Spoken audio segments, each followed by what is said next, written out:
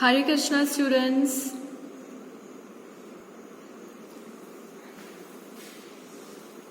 So, इस lecture में हमें क्या स्टार्ट करना है? हमें कंटिन्यू करना है हमारा chapter number 3. Okay? Please open page number 8. आप सब अपनी बुक का पेज नंबर 8 ओपन करिए. The name is The title of the chapter is Types of Sentences. Last lecture में हमने डिटेल में समझा था what are declarative sentence, imperative sentence, exclamatory, interrogative and negative sentences. हमने ये sentences समझे थे of all the 5 types. Okay? We ended here on page number 9. अब सब पेज नंबर 9 पर आइए. हमने इधर खत्म करा था नेगेटिव सेंटेंसेस. सो आज हम स्टार्ट करेंगे इस चैप्टर की एक्सरसाइजेस जो हमें देकर रखी है. Practice time 3.1. क्वेश्चन ए. क्या देकर रखा है? पूछ रहे हैं हमसे क्वेश्चन में identify the types of sentences. ये सेंटेंस कौन से टाइप का है हमें वो आइडेंटिफाई करना है. कितने टाइप से हमारे पास? टोटल 5. कौन कौन से? Declarative, imperative, exclamatory, interrogative and negative. इनमें से हमें बताना है कि ये सेंटेंस कौन से एक टाइप का है. Okay? Number 1. Where is the Bhakra Nangal Dam located? Question mark. बताइए इस सेंटेंस को देखकर सबसे पहली चीज आपको क्या दिख रही है? हमें दिख रहा है ये क्वेश्चन मार्क. क्वेश्चन मार्क क्या स्पेसिफाई करता है? That where. ये वर्ड हमें क्या दिख रहा है? Where and question mark. That ये सेंटेंस एक क्वेश्चन है, ये एक स्टेटमेंट नहीं है. और क्वेश्चन वाले सेंटेंसेस को हम क्या बोलते हैं? Interrogative sentences. इंट्रोगेटिव सेंटेंस क्या होते हैं? जो क्वेश्चंस पूछता है हमसे. जो सेंटेंसेस हमसे क्वेश्चन पूछता है उसे हम बोलते हैं इंटरोगेटिव सेंटेंस. सो ये सेंटेंस हमारा क्या हो गया? Interrogative.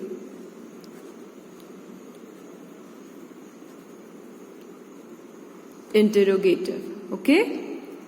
Number 2. Bhakra Nangal is a dam on river Satluj. अब आप बताइए इसमें से आपको, आप ये जब सेंटेंस पढ़ते हैं तो इसमें से आपको क्या इंफॉर्मेशन मिलती है? क्या ये एक किसी का पर्सनल ओपिनियन है? क्या ये जनरलाइज हो सकता है या तो फिर ये फैक्ट है?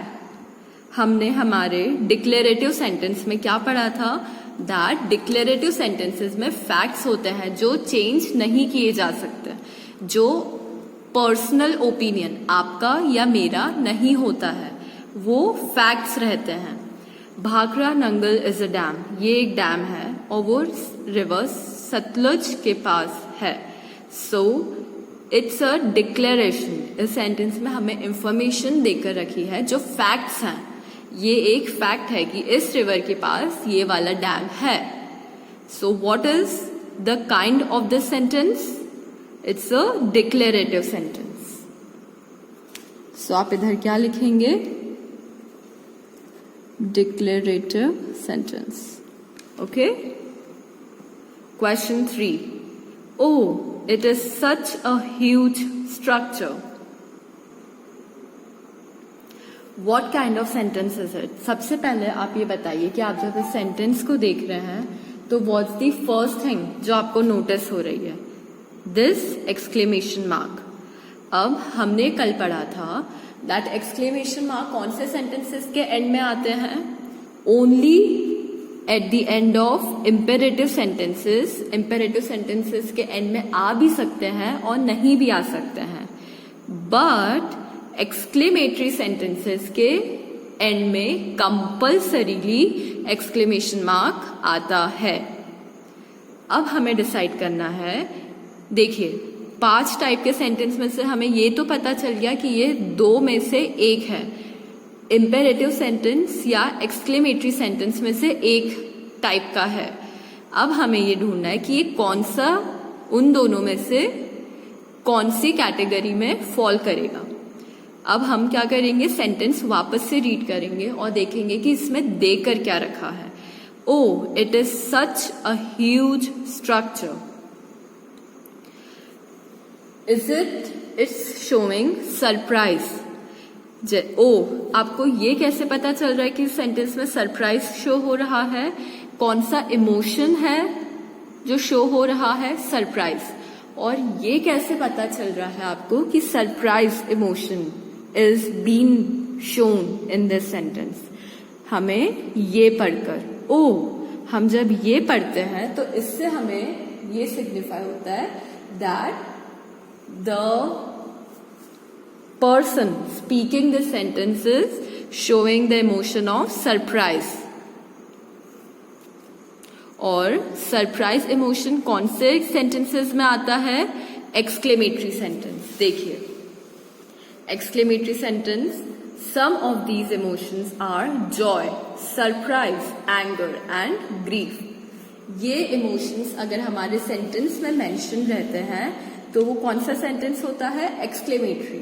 और अगर रिक्वेस्ट, डिजायर या विश ये इमोशंस रहते हैं तो वो सेंटेंस कौन सा रहता है? इम्पेरेटिव। तो ये सेंटेंस हमारा कौन सा कैटेगरी का हो गया?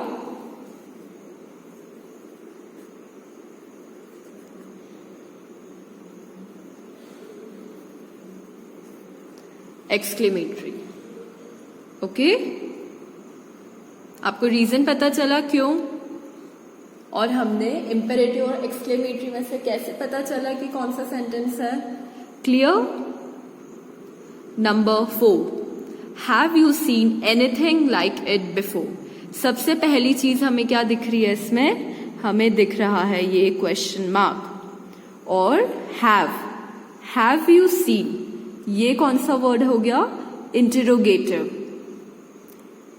Question mark. तो ये सेंटेंस ये सेंटेंस कोई हमें इंफॉर्मेशन दे रहा है? Is it a statement? No. क्या ये सेंटेंस एक क्वेश्चन मार्क है? यस। कैसे पता चला? क्योंकि ये एंड हो रहा है क्वेश्चन मार्क से। और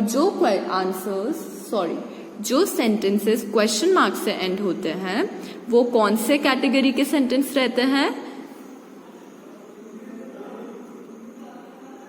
बताइए। इंटरोगेटिव।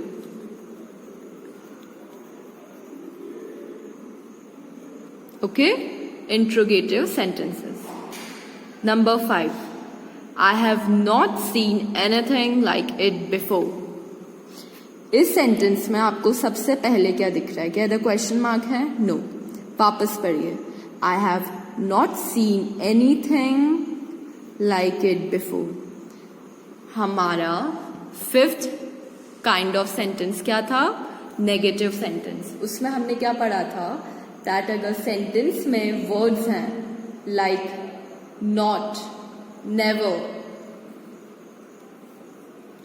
जो ये सिग्निफाई करते हैं दैट एक फैक्ट ट्रू नहीं है या कोई सा हैपनिंग ट्रू नहीं है या कुछ नहीं हुआ है, तो वो कौन से कैटेगरी के सेंटेंसेस रहते हैं? Negative sentences, because they are containing words like not, never. कुछ नहीं होने का उसमें इंफॉर्मेशन रहती है सेंटेंसेस में। इसमें भी इंफॉर्मेशन है कि मैंने ऐसी चीज पहले कभी नहीं देखी है, हैपनिंग है कुछ नहीं होने की। तो ये कौन से काइंड ऑफ सेंटेंस हो गया? Negative sentence. Okay, last 6th, this dam helps to produce electricity. इस सेंटेंस में आपको क्या मिल रही है? ये सेंटेंस पढ़ के आपको इंफॉर्मेशन मिल रही है थोड़ी सी क्या कि इस जैम से इलेक्ट्रिसिटी प्रोड्यूस होती है, आपको इंफॉर्मेशन मिल रही है। आपको इंफॉर्मेशन से क्या मिलता है? हमें फैक्ट्स। इस जैम से हमें इंफॉर्मेशन, इस जैम से हमें इलेक्ट्रिसिटी प्रोड्यूस होती है। सो ये, क्योंकि इस सेंटेंस में you are getting information, a fact, so ये कौन से कैटेगरी में फॉल करेगा?